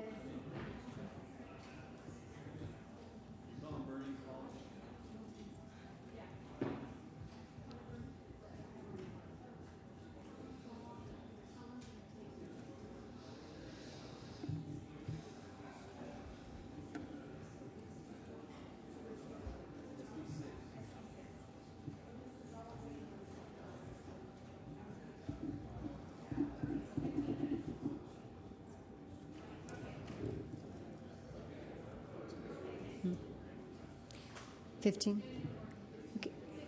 Members, it is estimated that it will be about 15 minutes for that bill to be ready. Okay, at the direction of the Pro Tem, we will have a brief recess for 15 minutes, but we're asking you to please stay within the general area of the chamber. Senator Kehoe. Okay, members, let's not recess at this moment. Senator Kehoe. Just a couple of announcements. Members, while we're here, appropriations will meet tomorrow at 2 to take up two bills, one by Senator Semidian and one by Senator Romero from the 5th special session, SB 1 and SB 2. So I'd ask approps members to be prepared to meet off the floor tomorrow at 2 p.m. in 4203. Senator Kehoe, I know that you have a very special adjournment in the memory of. Yes. Why don't we take this occasion to do that at this point? Members, I know it's been a busy evening. Members. I know it's been a busy evening, but I think this adjourned in memory is one that we would all want to pay attention to and note. 9 brave American service members are presumed dead after a midair collision off the coast of San Diego last Thursday night. And I say presumed dead because it is not yet official, but the operation has changed from rescue to recovery. They are 2 Marines on a training mission from Camp Pendleton in San Diego. Major Samuel Lee, 35, from Kennebec, Maine, and First Lieutenant Thomas Claiborne, 26, from Parker, Colorado. They collided with 7 Coast Guard crew that are based here in Sacramento at McClellan Airport, who were on a search and rescue mission for a lost boater off of from Catalina. Those 7 Coast Guard crew are Lieutenant Commander Che Barnes, 35, from Capay in nearby Yolo County, Lieutenant Adam Bryant, 28, from Crewe, Virginia, Chief Petty Officer John Cederman, 43, from Carmichael, Petty Officer 2nd Class Carl Gregonis, 35, from Mayfield Heights, Ohio, Petty Officer Monica Beecham, 29, from Decaturville, Tennessee, and Petty Officer 2nd Class Jason Moletsky, 26, from Norristown, Pennsylvania, and last, Petty Officer 3rd Class Danny Creeder, the second, 22 years old, from El Mott, Texas. Memorial services are planned in San Diego on Wednesday and in Sacramento on Friday. I would just ask the Senate to adjourn in their memory, and we mourn their passing. Thank you, Madam President. Senator Kehoe, our deepest condolences, and please bring the names to our desk. Thank you. Senator Denham. Madam President, I rise to adjourn in memory as well for Private First Class Lucas Hopper. He was 20 years old. He died October 30th of injuries sustained during a vehicle rollover in southeast of Karada, Iraq. Hopper was assigned to the 1st Battalion, 505th Parachute Infantry Regiment, 3rd Brigade Combat Team, 82nd Airborne Division, U.S. Army, Fort Bragg, North Carolina. He is from Merced, California, and our deepest sympathies go out to his family. He will not be forgotten by all of Californians. Senator Denham, thank you for bringing this to our attention. Our deepest condolences, and please bring his name to the desk.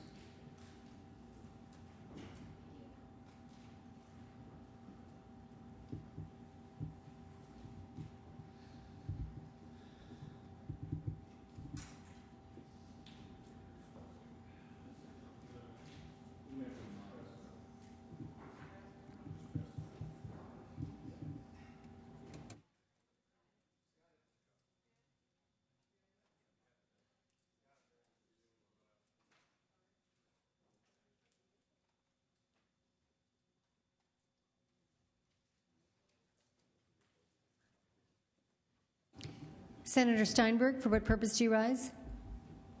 Thank you, Madam President. As the last item this evening, I would like to take up SB 6. Secretary, one moment. Do we have it?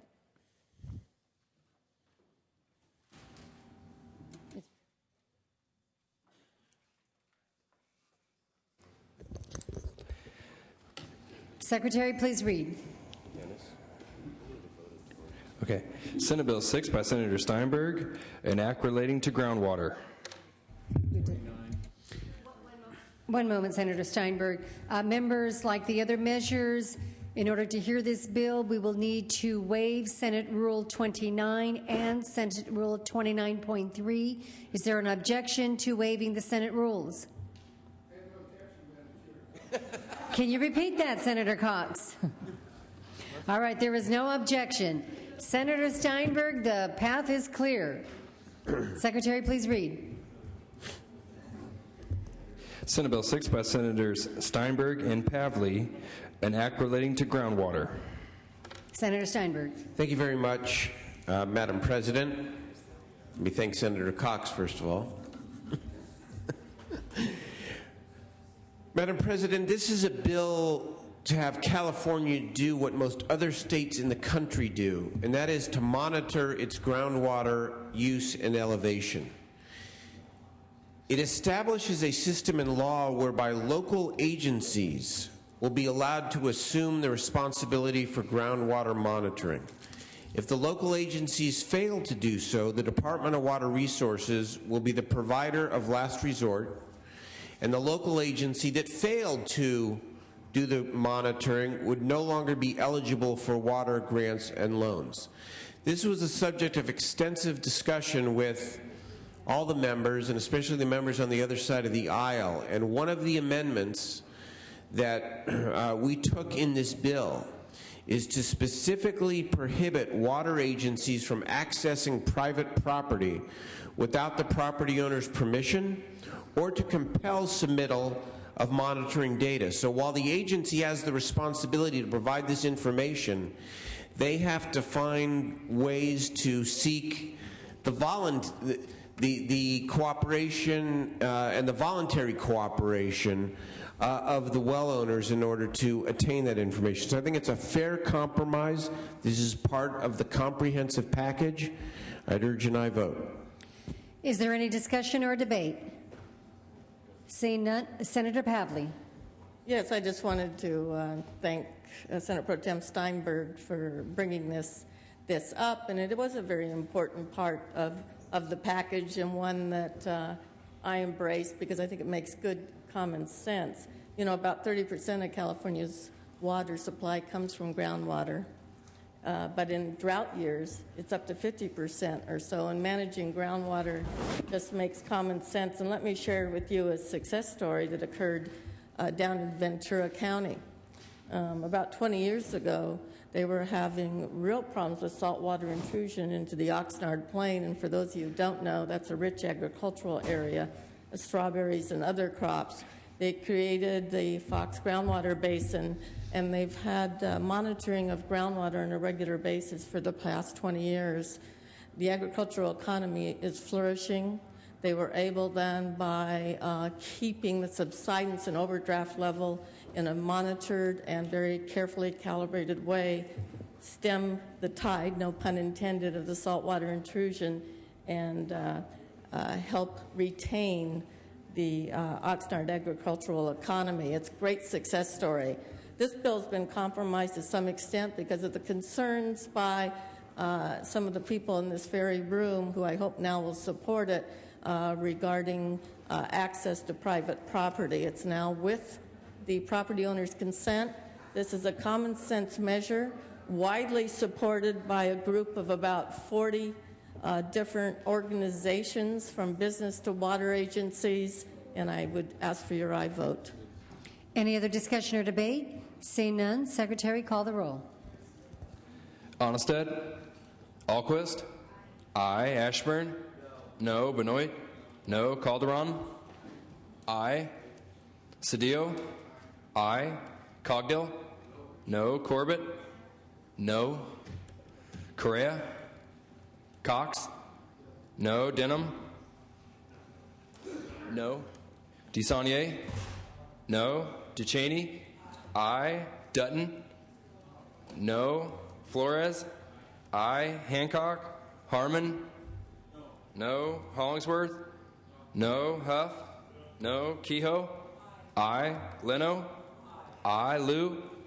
Aye. Lowenthal? Aye. Maldonado? Negrete McLeod? Aye. Oropesa? Padilla? Aye. Pavley? Aye. Price? Aye. Romero? Aye. Aye. Runner? Smidian? Aye. Steinberg? Aye. Strickland? No. Walters? No. Wiggins? Wolk? No. Wright? Aye. Wyland? No. Yee? Yee, no. Call the absent members. Wiggins, aye. Onnested? Correa? Hancock? Maldonado? Oropesa? Runner? Call the absent members. Onnested? Correa? Hancock? Maldonado? Oropesa? Runner? Maldonado, aye. All the absent members. Onnested, Correa, Hancock, Oropesa, Runner.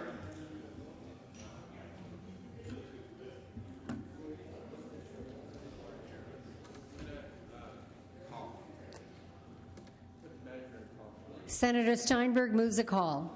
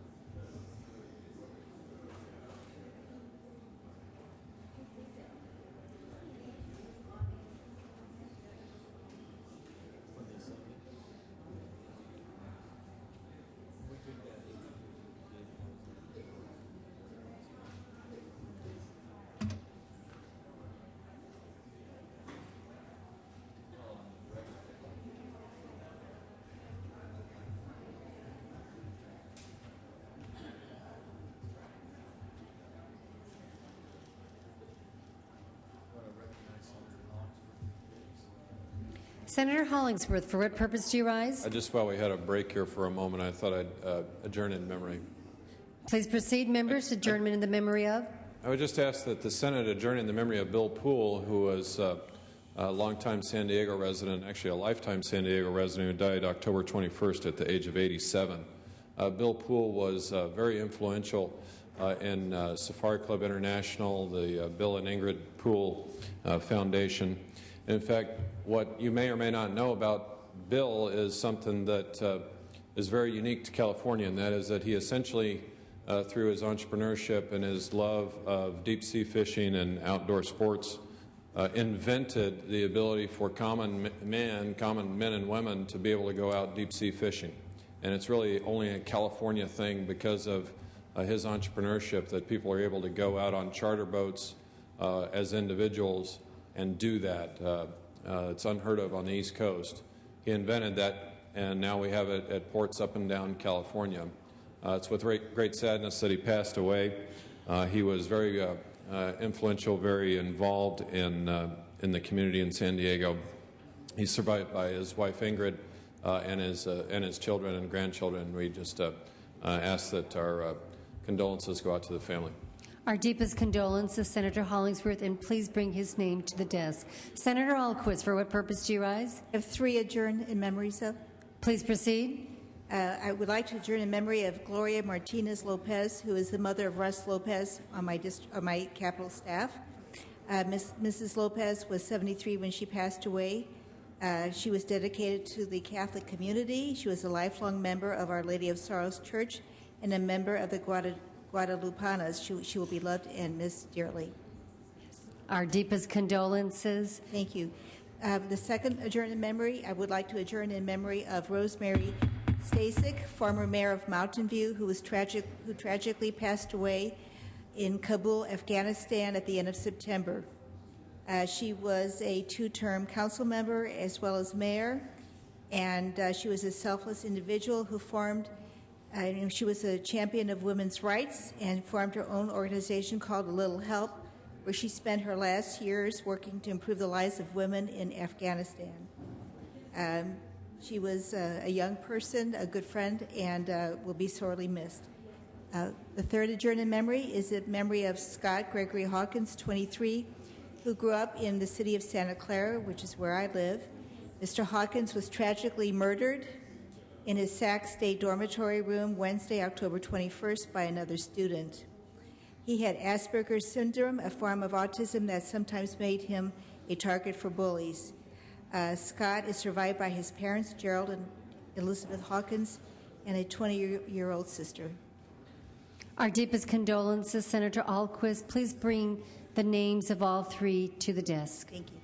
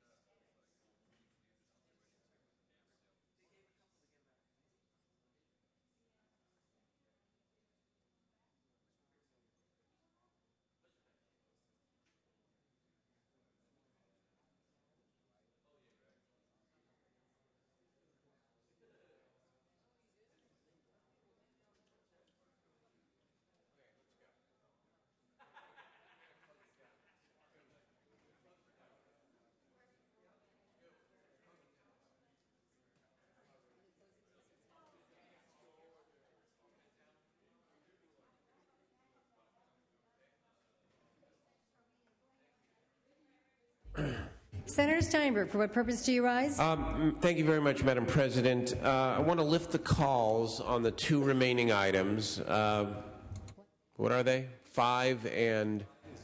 Okay, Senator Steinberg, we have one in committee and one in Senate session. Let me just check. We are currently in Senate session, correct? Okay. So why don't we take that item first? We will. However, I just want to say something, if I might, before we do that. I anticipate that we have shortage of members. There'll be another member back tomorrow.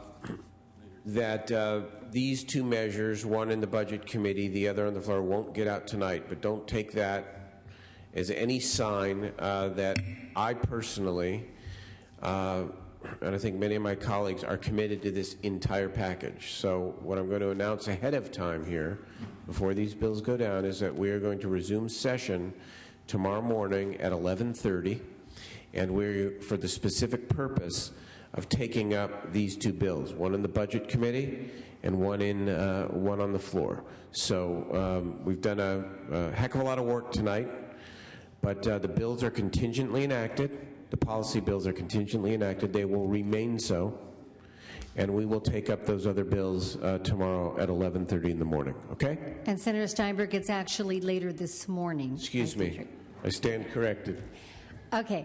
We are in Senate session, so let's take up the bill that is on call, please. That is Senate Bill 6. Secretary, please call the absent members.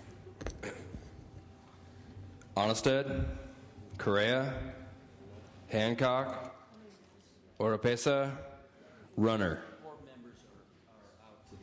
Ayes 19, no 16. The measure fails. Without objection, reconsideration granted. Thank you. Okay, we must call a roll on this since we don't have a previous roll call on this. Oh, So we are requesting reconsideration. Secretary, call the roll for reconsideration on this item. Onnested, Alquist, I. Ashburn, Benoit, Calderon, Cedillo, I. Cogdill, Corbett, Correa, Cox, Denham, DeSaulnier, DeChaney, I. Dutton, Flores, I. Hancock, Harmon, Hollingsworth, Huff, Kehoe, I. Leno, I. Liu, I. Lowenthal, I. Maldonado, Negrete McLeod, I. Oropesa, Padilla, I. Pavley, I. Price, I. Romero, I. Runner, Smidian, I. Steinberg, I. Strickland, Walters, Wiggins, Wolk, Wiggins, I. Wolk, Wright, I. Weiland, Yee.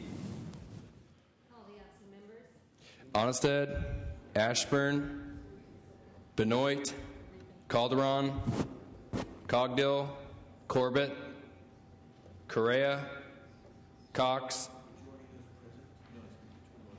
Denham, DeSaulnier, Dutton, Hancock, Harmon, Hollingsworth, Huff, Maldonado, I. Oropesa, Runner, Strickland, Walters, Wolk, Weiland, Yee. Walters, I. Huff, I. Call the absent members. Maldonado, you're already. Weiland. Who else? Weiland. Weiland, I. Ayes 21, no 0. Reconsideration is granted.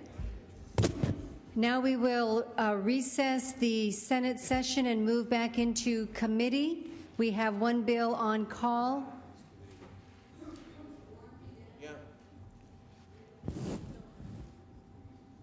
Yeah, we need, no. There's a call.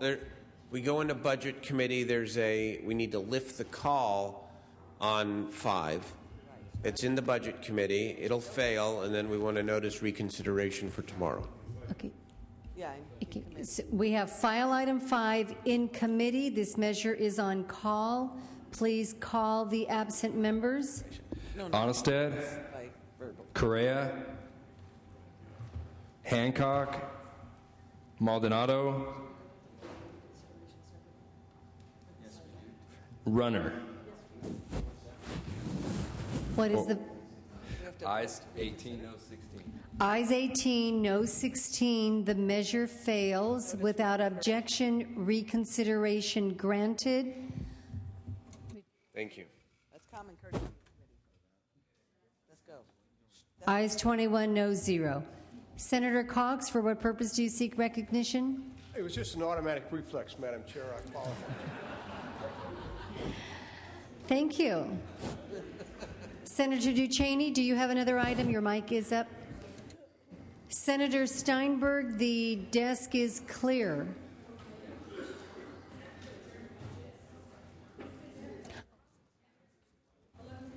Members, we have to adjourn the Budget Committee, and we will return to Senate session.